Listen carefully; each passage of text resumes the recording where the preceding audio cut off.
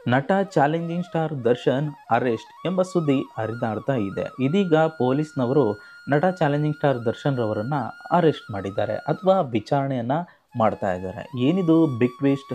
ನಟ challenging star Darshan ರವರು ಕಾಂಟ್ರವರ್ಸಿಗಳ ಮಧ್ಯೆ ಕಾಂಟ್ರವರ್ಸಿಗಳು ಕ್ರಿಯೇಟ್ ಆಗ್ತಾ ಇರುತ್ತೆ.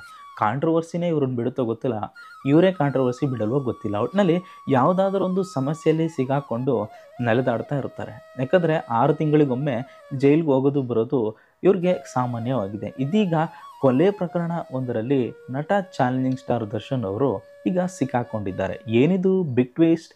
ಚಿತ್ರದುರ್ಗದ ವ್ಯಕ್ತಿ ಬೆಂಗಳೂರಿನಲ್ಲಿ ಕೊಲೆ ಆಗಿದ್ದಾನೆ. ಹೌದು, ಏನಿದು ಚಿತ್ರದುರ್ಗದಲ್ಲಿರುವಂಥ ವ್ಯಕ್ತಿ ಬೆಂಗಳೂರಿನಲ್ಲಿ ಯಾಕೆ ಬಂದ? ಬೆಂಗಳೂರಿನಲ್ಲಿ ಇವನ್ ಶವ ಯಾಕೆ ಪತ್ತೆಯಾಗಿದೆ?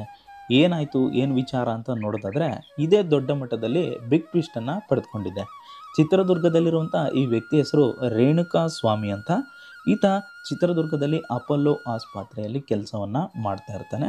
ಈತ ದರ್ಶನ್ ರವರ ದೊಡ್ಡ ಅಭಿಮಾನಿ. ನಿಮಗೆಲ್ಲ ಗೊತ್ತಿರುವ ಹಾಗೆ ಇತ್ತೀಚೆಗಷ್ಟೇ ಪವಿತ್ರ ಗೌಡ ಹಾಗೂ ದರ್ಶನ್ ಜೊತೆಗಿರುವಂಥ ಫೋಟೋಗಳು ಏನಾಗಿತ್ತು, ಇನ್ಸ್ಟಾಗ್ರಾಮ್ ಖಾತೆಯಲ್ಲಿ ವೈರಲ್ ಆಗಿತ್ತು. ಇದನ್ನು ಪವಿತ್ರ ಗೌಡ ತಮ್ಮ ಇನ್ಸ್ಟಾಗ್ರಾಮ್ ಖಾತೆಯಲ್ಲಿ ಹಂಚ್ಕೊಂಡಿದ್ರು.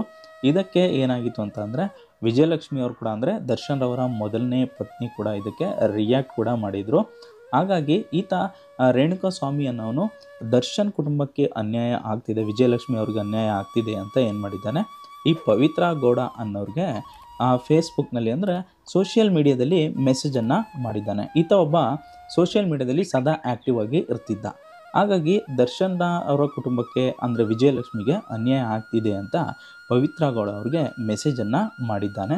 ಅದು ಕೂಡ ಕೆಲವು ಸಂದರ್ಭದಲ್ಲಿ ಕೆಟ್ಟದಾಗಿ ಅಶ್ಲೀಲವಾಗಿ ಮೆಸೇಜನ್ನು ಮಾಡಿದ್ದಾನೆ. ಆಗ ಪವಿತ್ರ ಗೌಡ ಈ ವಿಚಾರವನ್ನು ದರ್ಶನ್ ರವರಿಗೆ ತಿಳಿಸಿದ್ದಾರೆ. ಆಗ ದರ್ಶನ್ ರವರು ಒಂದು 4-5 ಹುಡುಗರನ್ನು ಕಳಿಸಿ ಆ ರೇಣುಕಾ ಸ್ವಾಮಿಯನ್ನು ಎತ್ತಾಕೊಂಡು ಬಂದಿದ್ದಾರೆ. ಎತ್ತಾಕೊಂಡು ಬಂದು RR ನಗರದ ತನ್ನ ಆಪ್ತನ ಶೆಡ್ನಲ್ಲಿ ಆತನಿಗೆ ಚಿತ್ರಹಿಂಸೆಯನ್ನು ನೀಡಿದ್ದಾರೆ.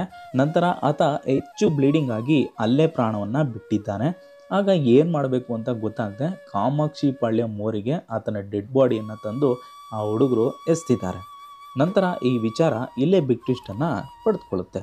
ಅದೇನು ಅಂತಂದರೆ ಮಾರನೇ ದಿನ ಆ ಡೆಡ್ ಬಾಡಿಯನ್ನು 4-5 ನಾಯಿಗಳು ಆ ಮೋರಿಯಲ್ಲಿ ಎಳೆದಾಡೋದನ್ನು ಯಾರೋ ನೋಡ್ತಾರೆ.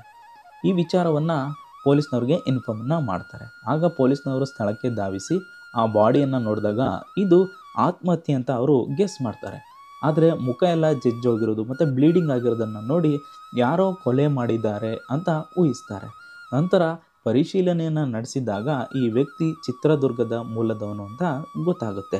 ನಂತರ ಸಾಕ್ಷಿ ಪುರಾವೆಗೆ ಈತನ ಪರಿಶೀಲನೆಯನ್ನು ಮಾಡಿದಾಗ ಆತನ ಮೊಬೈಲ್ ನೆಟ್ವರ್ಕನ್ನು ಟ್ರೇಸ್ ಮಾಡಿದಾಗ RR ನಗರ ಶೆಡ್ಡನ್ನು ತೋರಿಸುತ್ತೆ.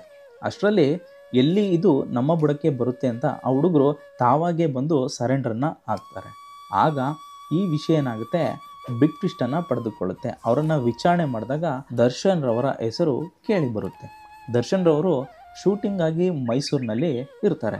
ಆಗ ಅವರು ಅಲ್ಲೇ ಕುವೆಂಪು ನಗರದ ಗೋಲ್ಡನ್ ಜಿಮ್ನಲ್ಲಿ ವರ್ಕೌಟ್ ಮಾಡಿ ಈಚೆಗೆ ಬರುವಾಗ ದರ್ಶನ್ ರವರನ್ನು ಅರೆಸ್ಟ್ ಮಾಡ್ತಾರೆ. ದರ್ಶನ್ ರವರನ್ನು ಅರೆಸ್ಟ್ ಮಾಡಿದ್ದ ನಂತರ ಪವಿತ್ರ ಗೌಡರನ್ನು ಕೂಡ ಕರೆಸಿ ವಿಚಾರಣೆಯನ್ನು ನಡೆಸ್ತಾ ಇದ್ದಾರೆ. ಆದರೆ ನಾನು ಕೊಲೆ ಮಾಡಿಲ್ಲ ಅಂತ ವಿಚಾರ ಕೇಳಿ ಬರ್ತಾ ಇದೆ. ಮುಂದೆ ಈ ಕೊಲೆಗೆ ಸಂಬಂಧಿಸಿದಂತೆ ಪೂರ್ತಿಯಾಗಿ ವಿಚಾರಣೆಯನ್ನು ನಡೆಸಿದಾಗ ಇದು ಯಾವ ರೂಪವನ್ನು ಪಡೆದುಕೊಳ್ಳುತ್ತೆ ಅನ್ನೋದನ್ನು ಕಾದು ನೋಡಬೇಕಿದೆ.